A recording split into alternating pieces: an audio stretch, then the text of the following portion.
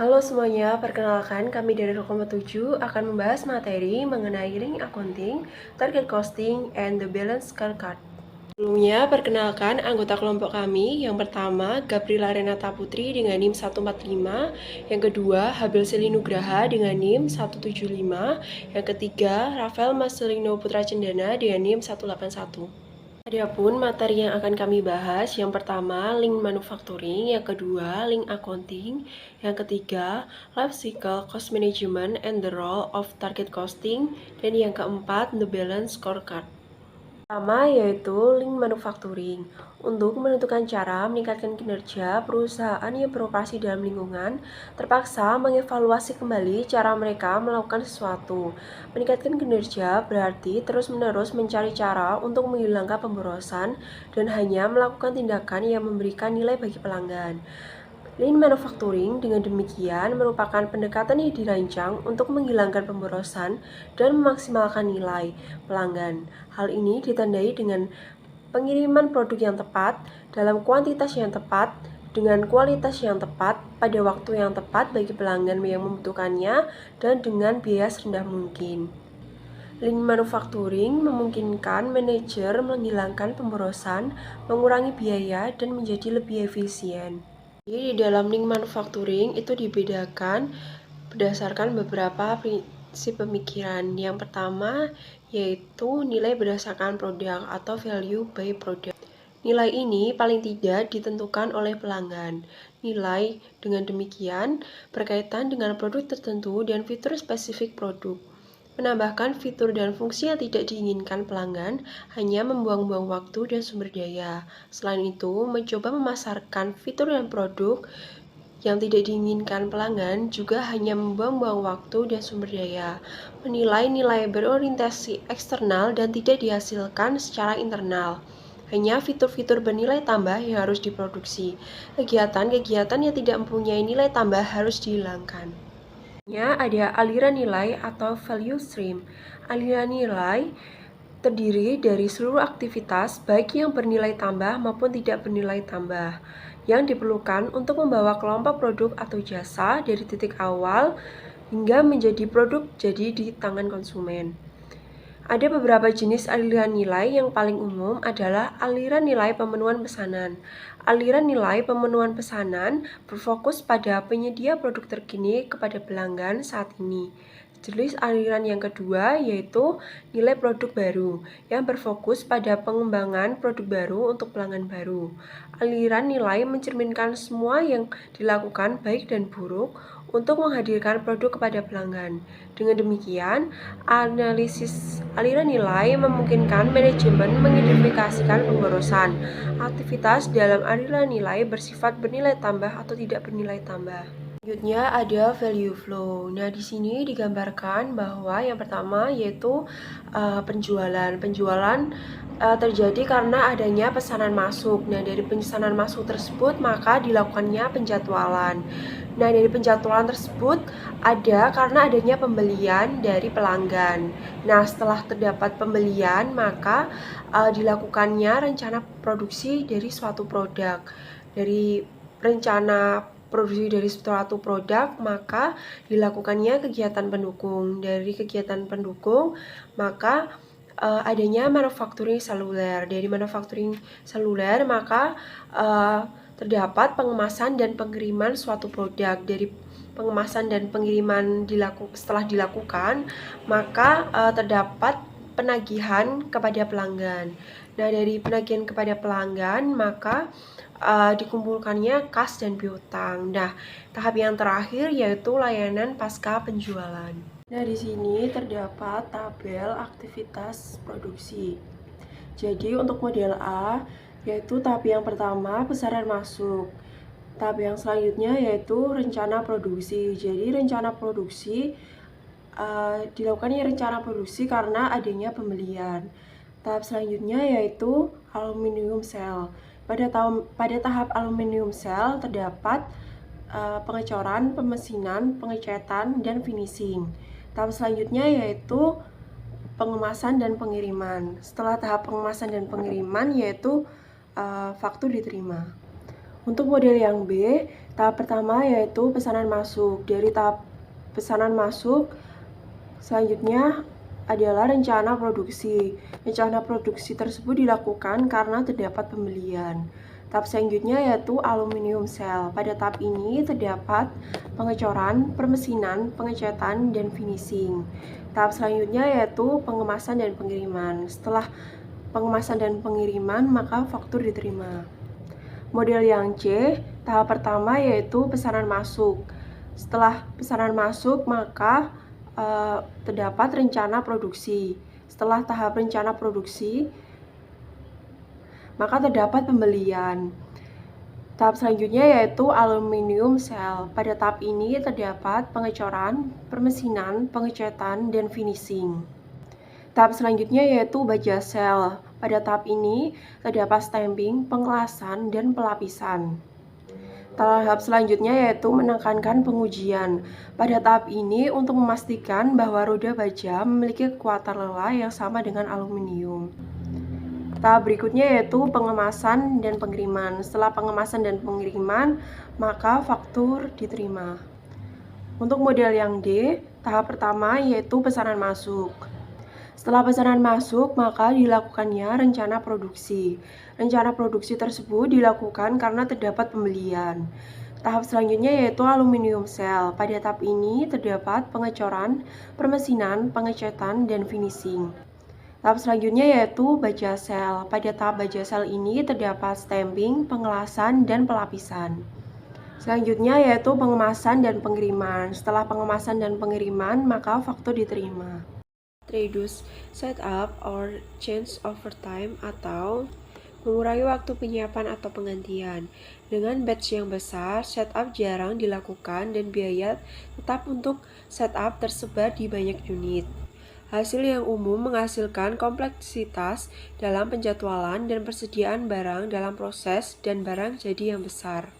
Mengurangi waktu untuk mengkonfigurasi peralatan untuk menghasilkan jenis produk yang berbeda memungkinkan batch yang lebih kecil dalam variasi yang lebih besar untuk diproduksi.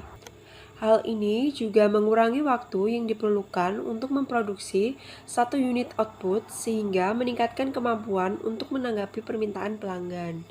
Pelanggan tidak menghargai penggantian dan karena itu merupakan pemborosan. Selanjutnya terdapat manufacturing seluler. Lean manufacturing menggunakan serangkaian sel untuk menghasilkan rangkaian produk serupa. Struktur sel dipilih daripada struktur departemen karena mengurangi waktu tunggu, menurunkan biaya produk, meningkatkan kualitas, dan meningkatkan pengiriman tepat waktu. Sel manufaktur berisi semua operasi dalam waktu dekat yang diperlukan untuk menghasilkan serangkaian produk. Mesin-mesin yang digunakan biasanya dikelompokkan dalam bentuk setengah lingkaran. Alasannya, penempatan proses berdekatan satu sama lain adalah untuk meminimalkan waktu perpindahan dan menjaga aliran kontinu antara operasi sambil mempertahankan nol persediaan antara dua operasi. Sel biasanya didedikasikan untuk menghasilkan produk yang memerlukan operasi serupa. Di sini terdapat ilustrasi 16.3 yaitu panel A. Panel A pada tampilan 16.3 menunjukkan orientasi departemen dalam jumlah besar untuk salah satu produk roda aluminium. Waktu perpindahan, waktu tunggu, dan waktu pemrosesan unit disertakan. Pernyataan yang menarik adalah berapa waktu yang dibutuhkan untuk memproduksi 10 unit dalam pengaturan produk batch tradisional. Jawabannya, sistem tradisional memerlukan waktu 190 menit untuk memproduksi satu batch. Hal ini diilustrasikan, jadi untuk ke tahap permesinan memiliki waktu tunggu 7 menit. Nah, permesinan sendiri memiliki waktu proses yang bernilai tambah 5 menit. Dari tahap permesinan ke pengecoran memiliki waktu tunggu 8 menit. Pengecoran memiliki waktu proses yang bernilai tambah selama 3 menit. Dari proses pengecoran ke proses pengecatan memiliki waktu pindah dan pratunggu selama 15 menit. Pengecatan sendiri memiliki waktu proses yang bernilai tambah 4 menit. Dari proses pengecatan ke proses penyelesaian memiliki waktu pindah dan pratunggu selama 10 menit. Penyelesaian sendiri memiliki waktu proses yang bernilai tambah 3 menit. Untuk waktu prosesnya yaitu permesinan 50 menit, pengecoran 30 menit, pengecetan 40 menit, penyelesaian 30 menit. Jadi total pemrosesannya 150 menit. Untuk waktu pindah dan tunggunya 40 menit itu didapat dari 7 menit ditambah 8 menit ditambah 15 menit ditambah 10 menit. Jadi menghasilkan 40 menit. Jadi total waktu batch-nya 190 menit. Untuk ilustrasi panel B, pertanyaannya berapa lama waktu yang dibutuhkan untuk memproduksi 10 unit batch yang sama dengan manufaktur seluler? Jawabannya untuk batch 10 unit, pembuatan seluler hanya memerlukan waktu 60 menit. Hal ini digambarkan yaitu tahap pertama permesinan yang memiliki waktu proses yang bernilai tambah 5 menit. Dari proses permesinan selanjutnya ke tahap pengecoran. Pengecoran sendiri memiliki waktu proses yang bernilai tambah selama 3 menit. Dari proses pengecoran ke proses pengecetan. Proses pengecetan memiliki waktu proses yang bernilai tambah 4 menit. Dari proses pengecetan ke proses penyelesaian. Proses penyelesaian memiliki waktu proses yang bernilai tambah 3 menit. Jadi untuk unit yang pertama waktu berlalunya 15 menit. Untuk unit yang kedua 20 menit. Pemrosesan dimulai 5 menit setelah yang pertama. Begitu juga dengan seterusnya. Jadi yang terakhir yaitu unit ke-10, waktu berlalunya 60 menit, yaitu dari total pemrosesan. Jadi untuk waktu yang dihemat dibandingkan pembuatan tradisional yaitu 150 menit dikurangi 60 menit yang menghasilkan 90 menit. Selanjutnya terdapat pool value atau nilai tarik. Banyak perusahaan memproduksi untuk persediaan dan kemudian mencoba menjual kembali barang yang telah mereka produksi. Upaya dilakukan untuk menciptakan permintaan terhadap kelebihan barang-barang yang bahkan mungkin tidak diinginkan oleh pelanggan. Lean Manufacturing menggunakan tarikan permintaan sistem. Tujuan dari Lean Manufacturing adalah menghilangkan pemborosan dan memproduksi produk hanya pada saat dibutuhkan dan hanya dalam jumlah yang diminta oleh pelanggan. Setiap operasi hanya menghasilkan apa yang diperlukan untuk memenuhi permintaan operasi berikutnya. Tidak ada produksi yang terjadi sampai sinyal dari proses yang berhasil menunjukkan bahwa adanya kebutuhan untuk berproduksi. Suku cadang dan bahan tiba tepat waktunya untuk digunakan dalam produksi. Permintaan pelanggan meluas hingga ke seluruh rantai nilai dan mempengaruhi cara produsen berurusan dengan pemasok. Persediaan bahan juga mewakili pemborosan. Oleh karena itu, mengelola hubungan pemasok juga penting untuk Lean Manufacturing. Pemilihan GIT menghasilkan pemasok untuk mengirimkan suku cadang dan bahan tepat pada waktunya untuk digunakan dalam produksi. Solusi GIT adalah memanfaatkan hubungan pemasok dengan menegosiasi kontrak jangka panjang dengan beberapa pemasok terpilih yang berlokasi sedekat mungkin dengan fasilitas produksi dengan membangun keterlibatan pemasok yang lebih luas.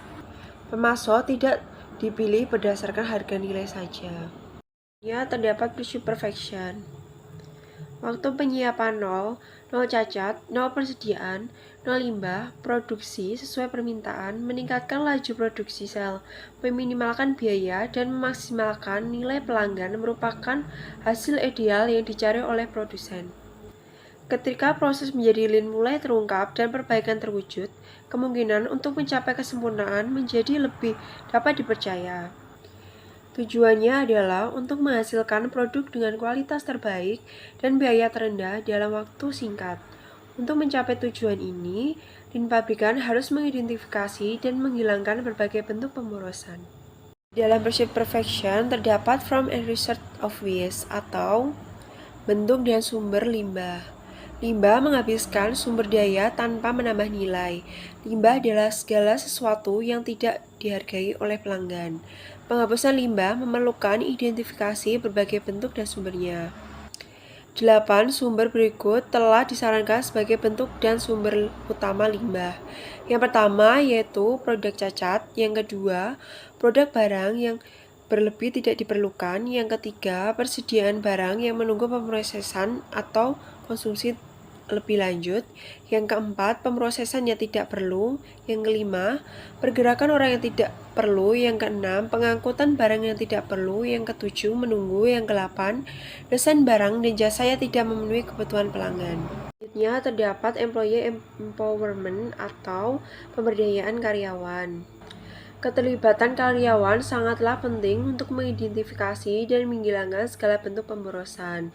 Dalam environmental lean, meningkatkan tingkat partisipasi akan meningkatkan produktivitas dan efisiensi biaya secara keseluruhan.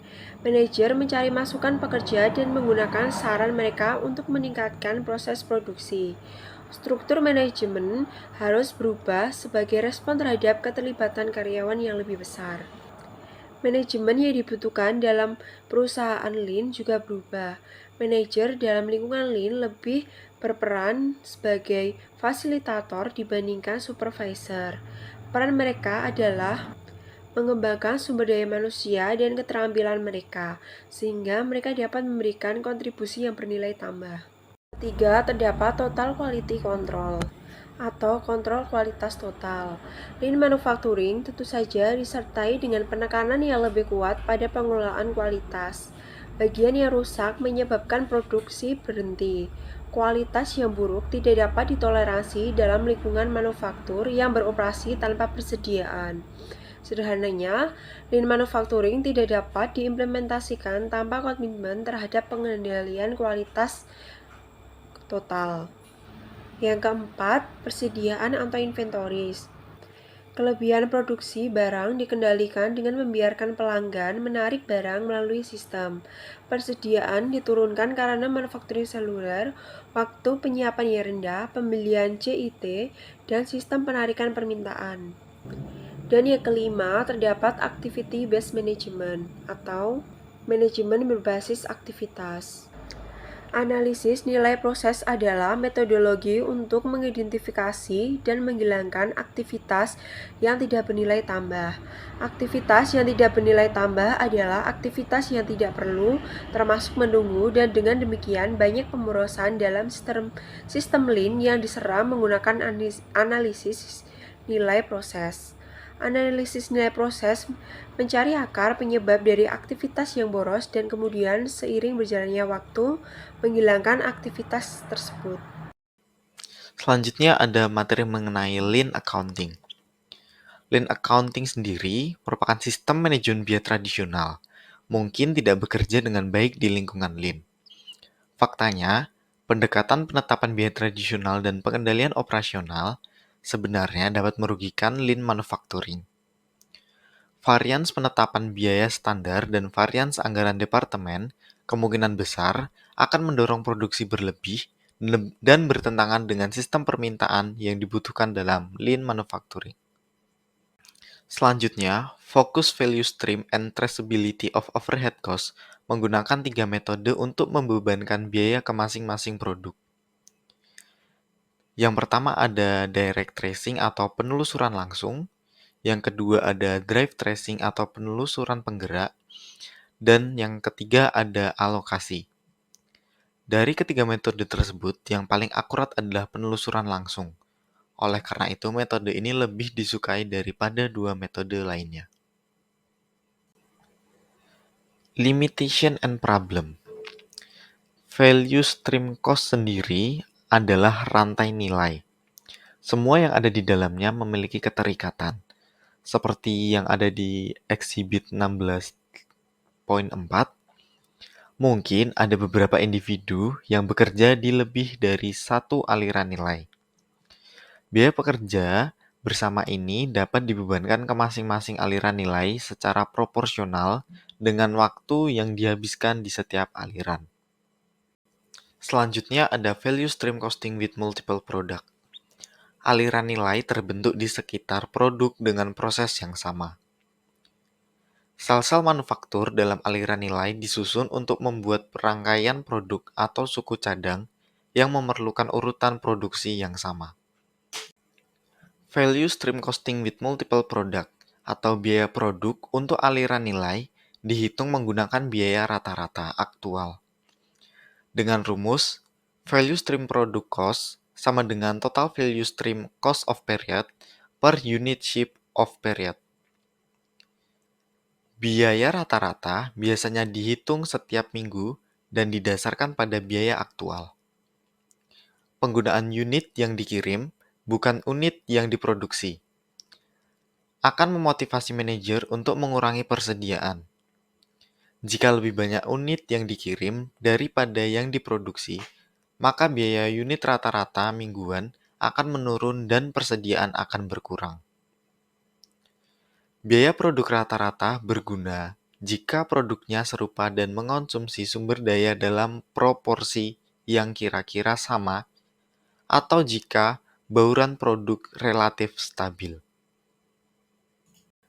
Dari yang sudah saya jelaskan barusan, value stream costing with multiple product menggunakan rumus seperti berikut. Dan dengan contoh di exhibit 16.5.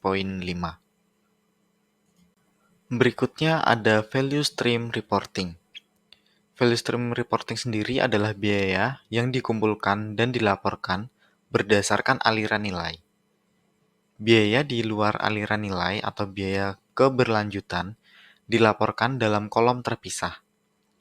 Pendapatan dan biaya yang dilaporkan adalah pendapatan dan biaya aktual pada minggu tersebut. Untuk menghindari distorsi terhadap kinerja minggu ini, pengurangan inventaris dilaporkan secara terpisah dari kontribusi aliran nilai. Selanjutnya ada decision making.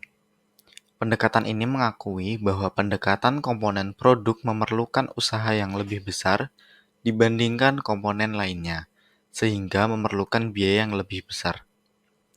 Pada kenyataannya, sebagaimana telah disebutkan, varians penetapan biaya standar sebenarnya dapat menghambat keputusan perbaikan. Untuk keputusan lain, pengaruh keputusan terhadap profitabilitas aliran nilai kemungkinan merupakan satu-satunya informasi yang diperlukan untuk keputusan tertentu. Misalnya, keputusan pesanan khusus dan keputusan membuat atau membeli dapat dibuat pada tingkat aliran nilai. Sehingga dengan adanya decision making ini, perusahaan diharapkan bisa melihat weekly profit and loss statement. Dengan adanya contoh berikut, decision making pada profitabilitas aliran nilai meningkat berdasarkan alternatif yang dibuat, sehingga keputusannya adalah membuat komponen tersebut daripada membelinya. Nah, teman-teman, dari banyaknya tabel-tabel yang ada di Lean Accounting, bisa dirangkum menjadi beberapa tahap. Yang pertama ada value stream atau rantai nilai, yang berarti semua yang ada di dalamnya memiliki keterikatan. Seperti yang tadi udah aku jelasin, kalau equipment berkaitan dengan sell labor, production support memiliki keterkaitan dengan direct material, dan seterusnya. Nah, selanjutnya untuk produk costing, ini lebih ke arah melihat berapa total untuk memproduksi suatu produk. Bisa dihitung dari average cost-nya. Seperti itu. Selanjutnya ada performance measurement. Pendekatan lean control menggunakan campuran ukuran finansial dan non-finansial untuk aliran nilai. Keadaan yang dihasilkan di masa depan mencerminkan target dari berbagai tindakan. Untuk ukuran operasional, unit yang terjual per orang merupakan ukuran produktivitas tenaga kerja parsial dan oleh karena itu, merupakan ukuran efisiensi tenaga kerja. Dock-to-dock adalah waktu yang diperlukan untuk produk untuk diproduksi sejak bahan tiba di dermaga penerima hingga produk jadi dikirim dari dermaga pengiriman. Dock-to-dock adalah ukuran waktu siklus, sebuah konsep yang dieksplorasi lebih lengkap di bagian balance scorecard. Selanjutnya ada life cycle cost management and the role of target costing. Yang pertama ada life cycle cost management adalah siklus hidup produk hanyalah waktu keberadaan suatu produk. mulai dari konsep hingga ditinggalkan. Biaya siklus hidup adalah semua biaya yang terkait dengan produk selama seluruh siklus hidupnya. Hal ini mencakup pengembangan, perencanaan, desain, dan pengujian, lalu produksi, ada kegiatan konversi, dan dukungan logistik, iklan, distribusi, garansi, dan sebagainya. Manajemen biaya siklus hidup berfokus pada pengelolaan aktivitas rantai nilai sehingga tercipta keunggulan kompetitif jangka panjang. Nah, untuk secara sederhananya nih teman-teman, dari life cycle cost management ini bisa disingkat jadi kita selalu mengcosting sampai kapan sih produk ini akan eksis di pasaran. Begitu. Selanjutnya, dari life cycle cost management, kita akan membahas the role of target costing. Dari tabel target costing model, itu ada dua sisi yaitu market share objective dan product functionality yang mengarah kepada target price atau berapa sih price-nya, lalu berapa sih profit-nya, dan berapa sih cost-nya. Target costing ini lebih mudahnya untuk menciptakan harga pokok produksi. Untuk melihat price yang pantas, profit yang kita dapat berapa, dan biaya yang kita keluarkan berapa.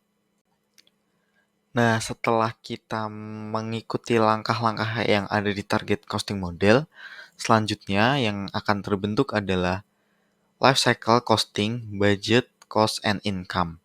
Nah, dari budget, cost, and income itu, yang pertama akan terbentuk unit cost and price information. Setelah itu, kita bisa melihat ada budget cost untuk melihat item total yang bisa diproduksi. Selanjutnya ada budget produk income statement, itu bisa dilihat dari tahun-tahun berikutnya. Ada pendapatan, cost annual, income, dan cumulative income. Setelah kita melakukan adanya life cycle costing, akan terbentuk yang namanya performance report life cycle cost. Nah, dari tabel itu kita bisa melihat bahwa ada yang namanya tahun item actual cost, budgeted cost, dan variance. Actual cost itu adalah budget yang benar sebenarnya terjadi, dan variance itu adalah margin di antara budget cost dan actual cost. Begitu. Materi selanjutnya adalah pengurangan biaya. Dalam materi ini dibagi menjadi 6 poin yang sudah dirangkum. Yang pertama, sebagian besar biaya produk, 90% atau lebih, sudah ditentukan pada tahap pengembangan, sehingga penekanan manajemen biaya harus diberikan pada tahap ini. Yang kedua, setiap dolar yang dikeluarkan untuk aktivitas praproduksi dapat menghemat 8 dolar hingga 10 dolar untuk aktivitas manufaktur dan pasca produksi. Yang ketiga, peluang pengurangan biaya sebenarnya sudah ada sebelum produksi dimulai. Manajer perlu berinvestasi lebih banyak pada aset praproduksi. Yang keempat, secara tradisional, penekanan diberikan pada pengendalian biaya produksi meskipun pada tahap ini biaya sulit diubah. Yang kelima, biaya produksi didefinisikan secara sempit sebagai biaya produksi. Biaya pengembangan dan logistik diabaikan dalam menghitung profitabilitas produk. Dan yang terakhir, dalam lingkungan yang ramping saat ini, produsen memerlukan informasi biaya produk yang komprehensif, termasuk dampak biaya pasca pembelian pelanggan. Selanjutnya terdapat Whole Life Product Cost atau biaya produk seumur hidup. Biaya produk terdiri dari 4 elemen. Yang pertama, biaya tidak berulang. Yang kedua, biaya produksi. Yang ketiga, biaya logistik. Yang keempat, biaya pasca pembelian pelanggan. Mengukur, mengumpulkan, dan melaporkan seluruh biaya seumur hidup suatu produk memungkinkan manajer menilai efektivitas perencanaan siklus hidup dengan lebih baik dan membangun strategi pemasaran yang lebih efektif dan canggih. Penetapan biaya siklus hidup juga meningkatkan kemampuan mereka untuk membuat keputusan penetapan harga yang lebih baik dan meningkatkan penilaian profitabilitas produk. Materi selanjutnya adalah peran penetapan biaya target. Peran Penerapan biaya target ini dibagi menjadi 5 poin yang sudah dirangkum. Yang pertama, manajemen biaya siklus hidup menekankan pengurangan biaya, bukan pengendalian biaya. Oleh karena itu, penetapan biaya target menjadi alat yang sangat berguna untuk menetapkan target pengurangan biaya. Yang kedua, biaya target adalah selisih antara harga jual yang diperlukan untuk merebut pangsa pasar yang telah ditentukan dan keuntungan per unit yang diinginkan. Jika target biaya lebih rendah dari yang dicapai saat ini, manajemen harus mencari cara untuk menurunkan biaya agar mendekati target biaya. Selanjutnya, 3 metode pengurangan biaya yang umum digunakan. Yang pertama, rekayasa balik, yang kedua, analisis nilai, dan yang ketiga, perbaikan proses. Dan yang terakhir, target biaya adalah jenis standar yang saat ini dapat dicapai. Namun secara konseptual, berbeda dari standar yang dimodifikasi, biaya target dimotivasi secara eksternal berdasarkan analisis pasar dan pesaing. Terdapat short life cycles atau siklus hidup yang pendek. Meskipun manajemen biaya siklus hidup penting bagi semua perusahaan manufaktur, hal ini terutama penting bagi perusahaan yang memiliki produk dengan siklus hidup pendek.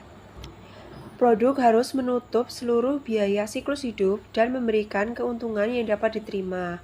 Jika produk suatu perusahaan mempunyai siklus hidup yang panjang, kinerja laba dapat ditingkatkan dengan tindakan seperti mendesain ulang, mengubah harga, mengurangi biaya, dan mengubah bauran produk. Sebaliknya, perusahaan yang memiliki produk dengan siklus hidup yang pendek biasanya tidak mempunyai waktu untuk bereaksi seperti ini, sehingga pendekatan mereka harus proaktif. Oleh karena itu, untuk siklus hidup yang pendek, perencanaan siklus hidup yang baik sangatlah penting, dan harga harus ditetapkan dengan benar untuk menutup semua siklus hidup dan memberikan keuntungan yang baik. Penetapan biaya berdasarkan aktivitas dapat digunakan untuk mendorong perencanaan siklus hidup yang baik, dengan pemilihan pemicu biaya yang cermat dan memilih desain yang meminimalkan biaya. Materi selanjutnya adalah Balance Scorecard, konsep dasar. Balance Scorecard adalah sistem manajemen strategis yang mendefinisikan sistem akuntansi pertanggungjawaban berbasis strategis. Balance Scorecard menerjemahkan misi dan strategi organisasi ke dalam tujuan operasional dan ukuran kinerja untuk 4 perspektif yang berbeda, yaitu perspektif keuangan, perspektif pelanggan, perspektif proses bisnis internal, dan perspektif pembelajaran dan pertumbuhan infrastruktur. Materi berikutnya adalah terjemahan strategi. Dalam materi ini, strategi dalam bisnis melibatkan pemilihan segmen pasar dan pelanggan yang dilayani oleh unit bisnis. Hal ini termasuk mengidentifikasi proses internal dan bisnis penting yang harus unggul untuk memberikan proporsi nilai kepada pelanggan di segmen pasar yang ditargetkan, serta memilih kemampuan individu dan organisasi yang diperlukan untuk tujuan internal, pelanggan, dan keuangan. Strategi adalah hubungan yang diinginkan manajemen antara keempat perspektif ini. Sedangkan penjabaran strategi berarti menentukan tujuan, ukuran, target, dan inisiatif untuk setiap perspektif.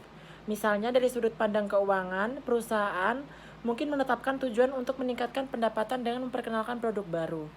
Ukuran kinerja mungkin berupa persentase pendapatan dari penjualan produk. Target atau standarnya tahun depan mungkin 20%, artinya 20% total pendapatan tahun depan harus berasal dari penjualan produk baru. Inisiatif ini menjelaskan bagaimana hal ini akan dicapai, yang tentu saja melibatkan tiga perspektif lainnya. Berikut adalah contoh diagram.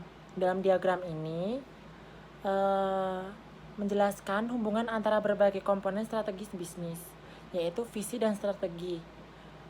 Ini adalah komponen paling atas dalam diagram ini dan terhubung ke 4 kotak lain di bawahnya, yaitu keuangan, pelanggan, proses, dan infrastruktur. Kotak keuangan, pelanggan, proses, dan infrastruktur, dan keempat komponen ini terhubung ke dalam satu kotak orang di bawahnya, yaitu tujuan. Dan kotak tujuan terhubung ke 3 kotak lain di bawahnya, yaitu pengukuran, target, dan inisiatif. Panah dalam diagram menunjukkan aliran informasi dan hubungan antara komponen-komponen tersebut. Diagram ini membantu dalam memahami bagaimana berbagai aspek strategi bisnis saling terkait. Materi selanjutnya adalah peran ukuran kerja.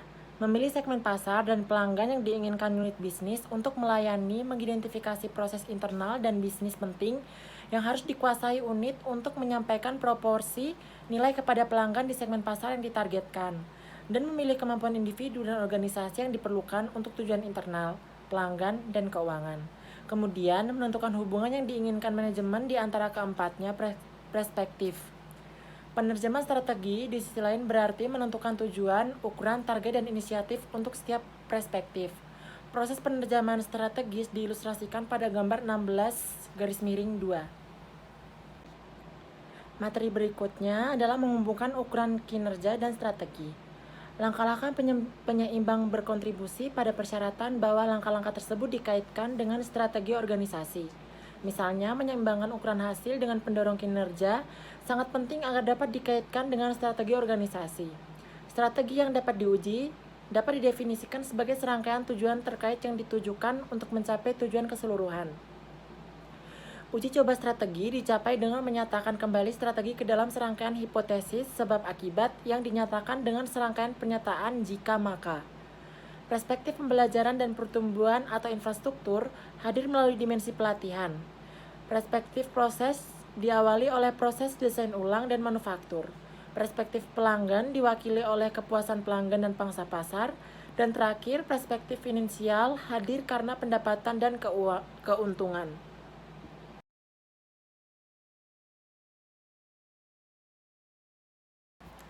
Selanjutnya adalah materi perspektif keuangan. Perspektif keuangan berkaitan dengan keuangan global, konsekuensi dari 3 perspektif lainnya. Oleh karena itu, tujuan dan ukuran dari perspektif lain harus dikaitkan dengan tujuan keuangan. Perspektif keuangan memiliki 3 tema strategis, yaitu pertumbuhan pendapatan, pengurangan biaya, dan pemanfaatan aset. Yang pertama adalah pertumbuhan pendapatan. Beberapa kemungkinan tujuan dikaitkan dengan pertumbuhan pendapatan. Kemungkinan-kemungkinan tersebut adalah sebagai berikut: meningkatkan jumlah produk baru, menciptakan aplikasi baru untuk produk yang sudah ada, mengembangkan pelanggan dan pasar baru, dan mengadopsi strategi penetapan harga baru. Yang kedua adalah pengurangan biaya. Pengurangan biaya per unit produk, per pelanggan, atau per saluran distribusi adalah contoh tujuan pengurangan biaya. Ukuran yang tepat sudah jelas, biaya per unit objek biaya tertentu. Tren dalam langkah-langkah ini akan menunjukkan apakah biayanya berkurang atau tidak. Untuk tujuan ini, keakuratan penetapan biaya sangatlah penting. Yang ketiga, pemanfaatan aset. Meningkatkan pemanfaatan aset adalah tujuan utama. Ukuran keuangan seperti laba atas investasi adalah nilai tambah ekonomi yang digunakan. Karena laba atas investasi adalah langkah-langkah nilai tambah ekonomi dibahas secara rinci. Materi selanjutnya adalah perspektif pelanggan. Perspektif pelanggan adalah sumber komponen pendapatan untuk tujuan keuangan. Perspektif ini mendefinisikan dan memilih segmen pelanggan dan pasar di mana perusahaan memilih untuk bersaing. Dalam materi perspektif pelanggan ini ada 2 subbab. Yang pertama, tujuan dan tindakan inti. Ada 5 tujuan inti utama, yaitu yang pertama meningkatkan pangsa pasar, yang kedua meningkatkan retensi pelanggan, yang ketiga meningkatkan akuisisi pelanggan, yang keempat meningkatkan kepuasan pelanggan, dan yang kelima meningkatkan profitabilitas pelanggan.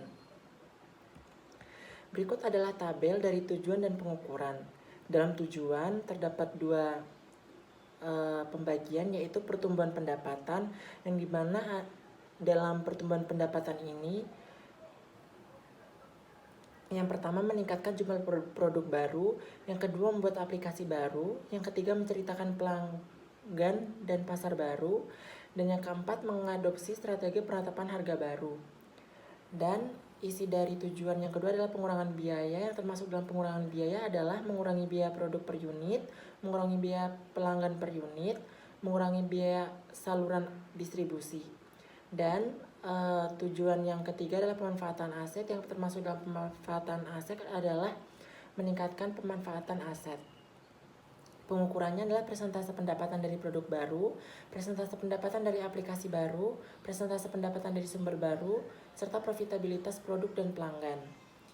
Pengukuran dari pengurangan biaya yaitu yang pertama biaya produk satuan, satuan biaya pelanggan, dan biaya persaluran distribusi. Dan pengukuran dari pemanfaatan aset yaitu pengembalian investasi dan nilai tambah ekonomi. Selanjutnya adalah mengenai customer value atau nilai pelanggan. Dalam materi customer value ini telah dibagi menjadi 6 poin yang sudah dirangkum. Yang pertama, selain ukuran dan tujuan inti, diperlukan juga ukuran yang mendorong penciptaan nilai pelanggan dan dengan demikian mendorong hasil inti. Yang kedua, nilai pelanggan merupakan selisih antara realisasi dan pengorbanan, di mana realisasi adalah apa yang diterima pelanggan dan pengorbanan adalah apa yang diberikan. Yang ketiga, atribut terkait realisasi dan proporsi nilai pertukaran membentuk dasar tujuan dan tindakan yang mengarah pada peningkatan hasil inti. Yang keempat, metrik yang memungkinkan untuk tujuan ini mencakup peringkat kepuasan fungsional, tingkat pengembalian, tingkat pengiriman tepat waktu, dan kesadaran produk yang dirasakan. Dan yang kelima, mengukur pengiriman tepat waktu dapat menyebabkan hasil perilaku yang tidak diinginkan, seperti memprioritaskan pesanan yang belum terlambat dibandingkan pesanan yang terlambat. Dan yang terakhir, grafik yang mengukur waktu penundaan pengiriman dapat membantu mengatasi masalah ini. Berikutnya adalah materi perspektif proses.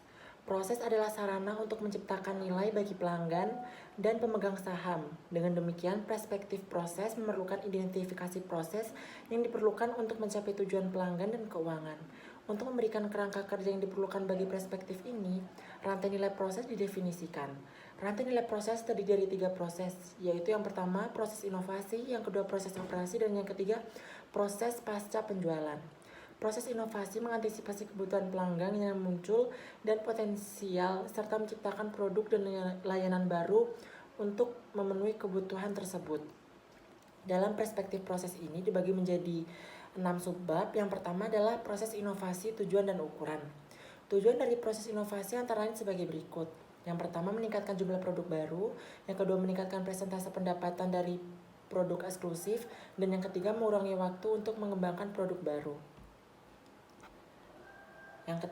Yang selanjutnya ada tabel atau ringkasan dari tujuan dan tindakan perspektif pelanggan.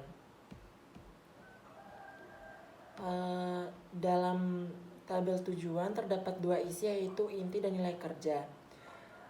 Isi dalam inti yaitu meningkatkan pangsa pasar, meningkatkan retensi pelanggan, meningkatkan akuisisi pelanggan, meningkatkan kepuasan pelanggan, dan meningkatkan profitabilitas pelanggan. Terus isi dan nilai kerja yaitu menurunkan harga, mengurangi biaya pasca pembelian, meningkatkan fungsionalitas produk, meningkatkan kualitas produk, meningkatkan kejelasan pengiriman, dan meningkatkan citra dan reputasi produk.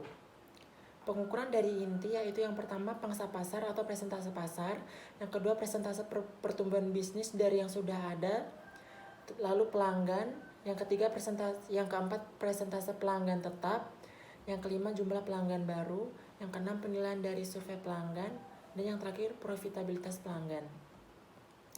Pengukuran dari nilai kerja, yang pertama harga, yang kedua biaya pasca pembelian, yang ketiga peringkat dari survei pelanggan, yang keempat persentase pengembalian, yang kelima persentase pengiriman tepat waktu, yang keenam jadwal penuaan, dan yang ketujuh peringkat dari survei pelanggan. Subbab yang kedua dari perspektif proses adalah proses operasi, tujuan, dan tindakan. Dalam materi ini telah dibagi menjadi 7 poin yang telah dirangkum. Yang pertama, 3 tujuan proses operasional hampir selalu disebutkan dan ditekankan: meningkatkan kualitas proses, meningkatkan efisiensi proses, dan mengurangi waktu proses. Yang kedua, peningkatan kualitas, efisiensi, dan waktu dalam proses merupakan dasar dari lean manufacturing. Proses adalah sumber nilai bagi pelanggan, sehingga memastikan kinerja yang baik kepada ketiga dimensi ini sangat penting dalam persaingan. Yang ketiga, contoh ukuran kualitas proses adalah biaya kualitas, hasil keluaran, output baik atau input baik, dan persentase unit cacat atau output baik maupun total input. Yang keempat, satu metrik kualitas tambahan yang perlu disebutkan dalam first time throughput atau FTT. FTT dihitung sebagai total unit dikurangi tolak dan pengerjaan ulang dibagi total unit yang diproses. Selanjutnya, FTT dapat dihitung untuk setiap stasiun kerja dalam sel, dan FTT sel keseluruhan adalah produk dari FTT stasiun kerja, dan FTT sel keseluruhan adalah produk dari FTT stasiun kerja. Dan yang terakhir, dengan asumsi 3 workstation, sel FTT sama dengan FTT 1 dikali FTT 2 dikali FTT 3. Sebab yang ketiga adalah waktu dan kecepatan siklus. Waktu untuk menanggapi pesanan pelanggan disebut sebagai daya tanggap. Waktu siklus dan kecepatan adalah dua ukuran operasional daya tangkap. Waktu siklus adalah lamanya waktu yang diperlukan untuk menghasilkan satu unit output sejak bahan diterima atau titik awal siklus hingga barang diserahkan ke persediaan barang jadi atau titik akhir siklus. Definisi lain dari waktu siklus adalah waktu dock to dock. Waktu dock to dock adalah jumlah hari antara waktu penerimaan material di dermaga penerima dan waktu barang jadi. Waktu siklus dan kecepatan waktu untuk merespon pesanan pelanggan disebut sebagai daya tanggap. Waktu siklus dan kecepatan adalah dua ukuran operasional daya tanggap. Waktu siklus adalah lamanya waktu yang diperlukan untuk menghasilkan satu unit output sejak bahan diterima atau titik awal siklus hingga barang diserahkan ke persediaan barang jadi atau titik akhir siklus. Asumsikan bahwa sebuah perusahaan memiliki data berikut untuk salah satu sel manufakturnya. Kecepatan teoritis 12 unit per jam. Menit produktif tersedia per tahun 400.000. Biaya konversi tahunan $1.600.000. Kecepatan sebenarnya 10 unit per jam. Biaya konversi aktual dan teoritis per unit. Biaya konversi dapat dikurangi dari $24 menjadi $20 dengan mengurangi waktu siklus dari 6 menit per unit menjadi 5 menit per unit atau meningkatkan kecepatan dari 10 unit per jam menjadi 12 unit per jam. Pada saat yang sama, tujuan meningkatkan kinerja pengiriman tercapai. Sebab berikutnya adalah Manufacturing Cycle Efficiency atau MCE atau dalam bahasa Indonesianya adalah efisiensi siklus manufaktur. Ukuran operasional berbasis waktu lainnya menghitung efisiensi siklus manufaktur atau MCE sebagai berikut. MCE waktu pemrosesan per waktu pemrosesan waktu perpindahan, waktu inspeksi, waktu tunggu, di mana waktu pemrosesan adalah waktu yang diperlukan untuk mengubah bahan menjadi barang jadi. Aktivitas lain dan waktunya dianggap boros dan tujuannya adalah untuk mengurangi waktu tersebut menjadi 0. Jika hal ini tercapai, nilai MCE akan menjadi 1,0. Sebagai MCE, waktu siklus sebenarnya adalah 6,0 menit dan waktu siklus teoritis adalah 5,0 menit. Jadi waktu yang terbuang adalah 1,0 menit yang dimana 6,0 menit dikurangi 5,0 menit dan MCE dihitung sebagai berikut. MCE sama dengan 5,0 per 6,0 sama dengan 0,83 sebenarnya. Ini adalah proses yang cukup efisien jika diukur dengan MCE. Banyak perusahaan manufaktur memiliki MCE yang kurang dari 0,052. Berikut perhitungannya. Biaya konversi aktual per unit. Pertama, menghitung biaya standar per unit yang dimana $1.600.000 dibagi 400.000 sama dengan $4 per menit. Waktu siklus sebenarnya yaitu 60 menit dibagi 10 satuan sama dengan 6 menit per unit. Biaya konversi aktualnya $4 dikali 6 per menit yaitu $24 per satuan. Biaya konversi teoritis per unit menghitung waktu siklus teoritis yaitu 60 menit per 12 satuan sama dengan 5 menit per unit. Biaya konversi teoritis adalah $4 dikali 5 sama dengan $20 per satuan. Materi selanjutnya adalah laporan waktu, tak, dan hari demi jam. Waktu tak adalah istilah Jepang yang memang begitu hanyalah tingkat di mana pelanggan meminta produk. Laporan harian memberikan jumlah tak per jam pada satu laporan kolom. Kuantitas aktual per jam yang diproduksi pada kolom kedua dan jumlah aktual kumulatif yang diproduksi pada hari tersebut atau shift. Salah satu tujuan laporan ini adalah untuk menjaga agar pekerjaan produksi tetap fokus dalam memproduksi apa yang dibutuhkan pelanggan saat mereka membutuhkannya. Sebab yang terakhir adalah post sales service process, objective dan measure atau dalam bahasa Indonesianya adalah proses layanan pasca penjualan, tujuan dan ukuran. Peningkatan kualitas, peningkatan efisiensi dan penurunan waktu proses juga menjadi tujuan yang berlaku dalam proses layanan purna jual. Kualitas layanan misalnya dapat diukur dengan hasil first pass yang didefinisikan sebagai persentase permintaan pelanggan yang diselesaikan dengan satu panggilan layanan. Efisiensi dapat diukur dengan tren biaya dan ukuran produktivitas. Waktu proses dapat diukur dengan waktu siklus, di mana titik awal siklus didefinisikan sebagai diterimanya permintaan pelanggan, dan titik akhir adalah ketika masalah pelanggan terpecahkan. Berikut adalah tabel tujuan dan pengukuran dari proses layanan pasca penjualan, tujuan dan ukuran. Yang pertama, dalam tujuan terdapat 2 poin, yaitu inovasi dan operasi. Isi dari inovasi adalah meningkatkan jumlah produk baru, meningkatkan produk eksklusif, mengurangi waktu pengembangan produk baru. Dan isi dari operasi adalah meningkatkan kualitas proses, meningkatkan efisiensi proses, kurangi waktu proses, layanan pasca penjualan, meningkatkan kualitas layanan, meningkatkan efisiensi layanan, dan mengurangi waktu layanan. Pengukuran dari inovasi adalah jumlah produk baru versus rencana presentase, pendapatan dari produk eksklusif, waktu pemasaran, atau dari awal hingga akhir. Pengukuran dari operasi adalah biaya kualitas, hasil keluaran, unit presentase cacat, tren, suatu biaya, keluaran atau masukan, waktu siklus dan kecepatan, MCE, hasil tingkat pertama, tren biaya, keluaran atau masukan, dan waktu siklus. Materi yang ketiga adalah perspektif pembelajaran dan pertumbuhan atau learning and growth perspective. Perspektif pembelajaran dan pertumbuhan merupakan sumber kemampuan yang memungkinkan tercapainya tujuan ketiga perspektif lainnya. Perspektif ini memiliki 3 tujuan utama, yaitu meningkatkan kapabilitas karyawan, meningkatkan motivasi, pemberdayaan, dan keselarasan, dan meningkatkan kemampuan sistem informasi. Dalam materi perspektif pembelajaran dan pertumbuhan ini memiliki 3 subbab. Subbab yang pertama adalah kemampuan karyawan. 3 pengukuran hasil inti untuk kapabilitas karyawan adalah peringkat kepuasan karyawan, persentase pergantian karyawan, dan produktivitas karyawan. Misalnya, pendapatan per karyawan. Contoh ukuran utama atau pendorong kinerja untuk kemampuan karyawan adalah jam pelatihan dan risiko cakupan pekerjaan strategis, atau persentase persyaratan pekerjaan penting yang dipenuhi. Ketika proses-proses baru tercipta, keterampilan-keterampilan baru seringkali dituntut.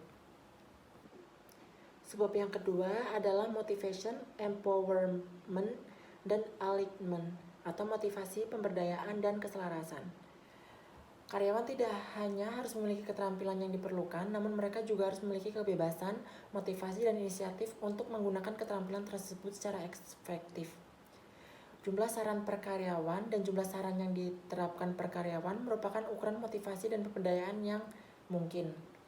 Saran per karyawan memberikan ukuran tingkat keterlibatan karyawan, sedangkan saran yang diterapkan per karyawan menunjukkan kualitas partisipasi karyawan.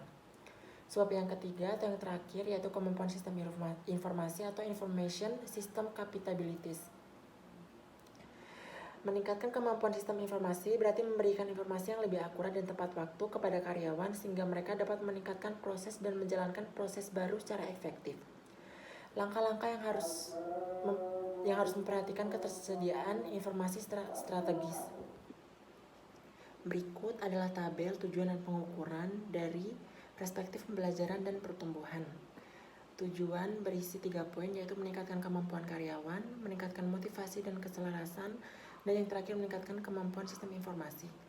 Pengukurannya adalah peringkat kepuasan karyawan, persentase pergantian karyawan, produktivitas karyawan, atau pendapatan atau karyawan, jam pelatihan, rasio cakupan pekerjaan strategis atau persentase persyaratan pekerjaan penting terpenuhi, kemudian saran per karyawan, lalu saran diterapkan per karyawan, lalu persentase proses dengan umpan real time, kemampuan kembali, persentase karyawan yang berhubungan langsung dengan pelanggan, dengan akses online ke informasi pelanggan dan produk.